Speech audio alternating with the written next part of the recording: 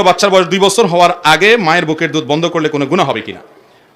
আল্লাহ রাব্বুল আলামিন কোরআনে কারীমে বলেছেন যে 2 বছর এটা হলো যে ব্যক্তি সন্তানকে দুগ্ধদানের সময়টাকে পরিপূর্ণ করতে চায়, মেয়াদটাকে পূর্ণ করতে চায়, এই ব্যক্তির জন্য সময় হলো হাউলাইনি কামিলাইনি 2 বছর। যদি 2 বছরের নিচে দুধ বন্ধ করতে চায় কোনো মা, কোনো কারণে তার কষ্ট হয়, অসুবিধা হয়, অথবা দুধ পাওয়া যায় না, নানা কারণে যদি আগে বন্ধ করেন তাতে মায়ের কোনো গুনাহ হবে না।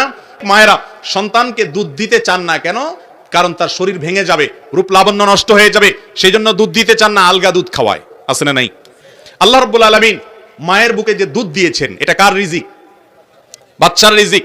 অতএব তথাকথিত নিজের শরীর ভেঙে যাবে, সৌন্দর্য নষ্ট হয়ে যাবে, এই অজুহাতে যদি কোনো মা তার শিশু সন্তানকে বঞ্চিত করেন তাহলে অবশ্যই সেটা সন্তানের প্রতি অবিচার হবে, সেটা তার জন্য উচিত কাজ না। কিন্তু যদি কোনো ওজরের ভিত্তিতে ধরুন 15 মাস, 16 মাস, 17 মাসেই আগেই বন্ধ করে দিলেন, তাতে ইনশাআল্লাহ কোনো গুনাহ